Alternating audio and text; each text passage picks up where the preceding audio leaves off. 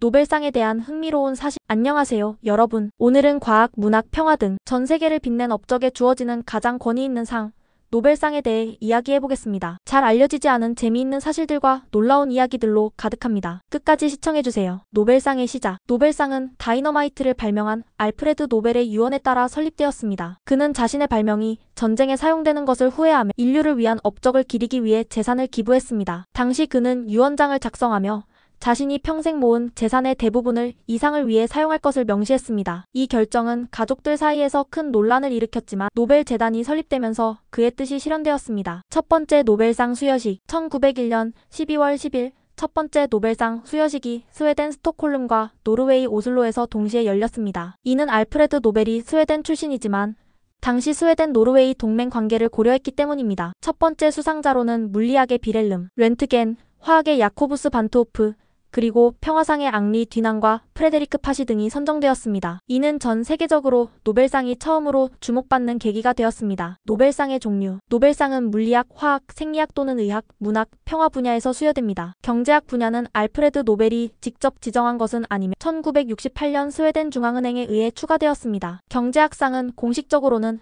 알프레드 노벨을 기리는 스웨덴 국립은행 경제학상으로 불립니다. 이는 전통적인 노벨상과 구분되지만 수여 절차는 동일하게 진행됩니다. 노벨 평화상의 독특한 위치. 다른 노벨상은 스웨덴에서 수여되지만 평화상은 노르웨이 노벨위원회에서 수여합니다. 이는 알프레드 노벨이 유언에서 평화상을 특별히 노르웨이에서 다루기를 원했기 때문입니다. 이 결정은 당시 스웨덴과 노르웨이의 정치적 관계를 고려한 것으로 보입니다. 평화상은 종종 논란의 중심에 서기도 했는데, 예를 들어 1973년 헨리 키신저와 레드토가 공동 수상했을 때 전 세계적으로 큰 논란이 있었습니다. 노벨상 메달과 상금. 노벨상 수상자는 금메달과 증서, 그리고 상당한 금액의 상금을 받습니다. 상금은 노벨 재단의 투자 수익에 따라 매년 변동되며 최근 몇 년간 약 100만 달러에 달했습니다. 메달은 순금으로 제작되며 각 분야별로 독특한 디자인을 가지고 있습니다. 예를 들어 평화상 메달에는 프리깅 리트라는 라틴어 문구와 함께 인류를 위한 노력의 상징이 새겨져 있습니다. 수상자 중 가장 어린 사람과 가장 나이 든 사람. 노벨상 최연소 수상자는 말랄라 유사프자이로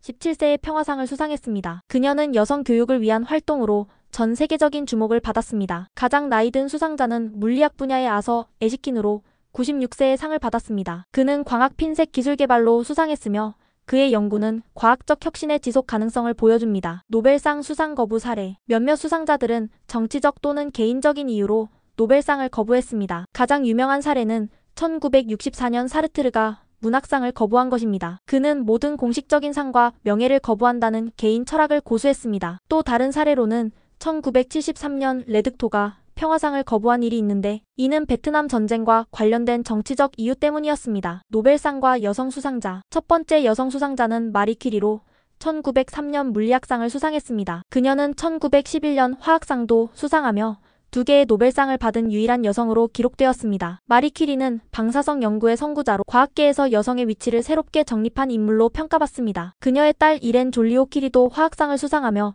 가족 역사의 노벨상을 이어갔습니다. 수상자로 선정된 단체. 노벨 평화상은 개인뿐만 아니라 단체에게도 수여될 수 있습니다. 국제적십자위원회는 평화상을 3번이나 수상한 유일한 단체입니다. 이 단체는 전쟁과 재난 상황에서 인도적 지원을 제공하며 전 세계적으로 중요한 역할을 해왔습니다. 또 다른 단체 수상자로는 2007년의 기후 변화에 대한 IPCC가 있습니다. 사후 노벨상. 규정상 노벨상은 생존자에게만 수여됩니다. 하지만 예외적으로 사후 수상자가 선정된 경우도 있습니다. 2011년 랄프 스타인머는 의학상 수상자로 발표된 날 이미 사망한 상태였지만 규정을 예외적으로 인정받았습니다. 이는 노벨상이 수상자들의 업적을 얼마나 중시하는지 보여주는 사례입니다. 노벨상은 단순히 뛰어난 업적을 인정하는 것 이상의 의미를 가집니다. 인류와 세계 평화에 기여한 업적을 기리는 이 상은 여전히 많은 이들에게 꿈과 영감을 주고 있습니다. 여러분은 노벨상에 대해 어떻게 생각하시나요? 댓글로 의견을 나눠주세요. 감사합니다.